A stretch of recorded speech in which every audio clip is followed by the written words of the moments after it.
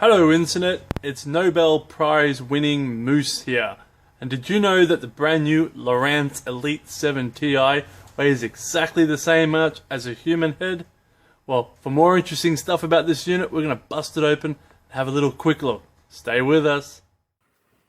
So this is the new Lowrance Elite7 TI, which sits above the Hook 7 and below the HDS 7, kind of in a middle land place. It's kind of designed to be the be-all end-all for the trailer boat market. It's good enough for your shallow bay work, and it's fine if you don't want to have radar and network ability. So let's have a look, shall we? Rightio, inside the packet, two different sections. One contains a transducer and bits and bobs, and the other contains a head unit. So here's a transducer. This is the new total scan transducer, which is down imaging, side imaging. Looks a bit different to the one they promised in the pictures, but it should do the job. So we'll put that aside for a second, and of course it has its own stainless steel bracket, which looks pretty sturdy enough. We'll put that aside for a second. Inside the box you also get a Navionics Australia-wide map card in this particular bundle. Some bundles don't have them, and it comes down to how you buy it. And of course the unit itself. Here we go, let's check this out. Poof, a little bit of magic there. There's your power cable, it's also NEMA, and your Elite bracket. Nicely, it comes with a cover, which is cool. Most of the Elites don't. You've got to buy them separately, but this one's a little bit tight to get off. Might be because of the plastics. A little bit of magic. And here we go. Oh, that was easy. So here's our first look at the Elite7 TI. Pretty snazzy unit. Got a bit more of a modern feel to it. Also has some buttons down the side. So turn it over and you can see that it has 3 ports. One is the new total scan transducer and power in red, plus NEMA 2000. There's your quick release bracket, like the Elite 5s. Kind of cool to have that on 7-inch now. A little bit of blue accenting. Let's power it up. So there's your obviously standard Elite TI startup, and it starts up pretty damn bright too. I have to turn it around. Just like your HDS Gen 3 and your Gen 2 after the upgrade, it has the same sort of look and feel. So of course, we're going to turn it on and have a play. I will ask you first if you want to scan for any data sources. We don't want to for this time. And first thing we'll notice is full screen. Takes the whole damn lot. Doesn't have to have any interruptions at all. There's our sidebar. We can swipe that out the way for maximum view. We'll press the pages button to take it to our home screen. They're very familiar if you've had a HDS in the past, or even a Simrad. It's a very functional screen.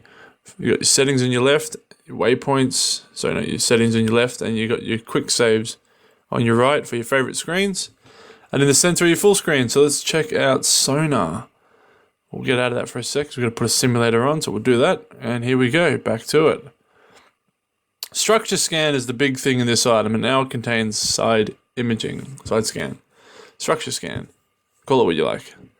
So that's the real draw card over the Hook series, is that it uses this new total scan transducer to give you side and down imaging, as well as chirp-based 83-200 300 watt traditional sonar can change between 455 800. Having the hard buttons is nice because there is no pinch to zoom. This is a single touch screen. You can see that when I go to my maps, instead of being able to pinch to zoom like you can in the Gen 3s, it has the old push down magnifying like the Gen 2s, which is fine. It still works, and it keeps the price down low, I'm sure. Back to the home screen. We'll show a few other things. Now, being NEMA 2000, we can get engine data on this unit now, so I can go and check out all my engine parameters and fuel usage and obviously hours and all that sort of stuff on a cheaper unit now, which is cool. We can also create custom screens by just clicking and dragging what we like into the construction panel there. If I just click another one, I can drag whatever I want in. There we go. Happy days, press save, and there it is. There's our custom screen. Back to the home screen now. Let's check out maps for a sec. And one of the things I like about having buttons is that you get a hard waypoint button. You can hit that at any time to save it. You can also adjust the name and waypoint position really easily, being that it's touchscreen now. So quite simple compared to the previous Elite series, and even just the standard touchscreen of the Go 7 Simrad. Here in the Sonar, you can see we're running 200 kilohertz, but I can also run it all the way into the high, medium, and low chirp range, which is quite cool. Now, it's not a proper chirp transducer, but it's fantastic for your shallow work, especially here in Victoria. It's quite a handsome unit too. You know, it's not very big. It's got a bit of a modern feel to it. It's quite sturdily constructed. The quick release works well. Over on our left, you can see we have all our settings that we can get to relatively easily. The touchscreen is a little bit funky. That might be because it's straight out the box, but I found I did struggle with the touchscreen a few times. But you can see it's also a Wi-Fi enabled unit, allowing streaming to a tablet. So that's been a little look at the Lowrance Elite7 TI. It's a great little unit. I think this is going to do wonders. If you want a nice system but you don't need radar, you don't need interconnectivity, etc., this is going to be a system for you.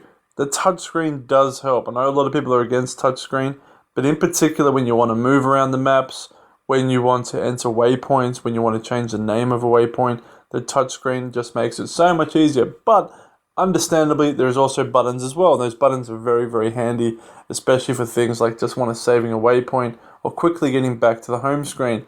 I found on some of the SIMRAD versions that don't have touchscreens, it can get a little bit annoying. On SIMRAD versions that don't have buttons, it can get a little bit annoying having to press the screen to get back into the menu all the time. The thing is priced pretty well. It's around $1,300 with the total scan transducer. You can pair these systems up with the HDI transducer if you don't really care about this sort of side-looking view. That's fine for you people who just want a nice, solid touchscreen system. There's been a few on the market in the past, and it's nice to see cheap, dependable touchscreen systems back. Anyway, thanks very much for watching. I've been Moose. Check out our Facebook page, which is Marine Electronics with Moose. Check out our Regal Marine Facebook page. Please subscribe to the channel. I will be your friend. Stay safe in the water, guys. We'll catch you later.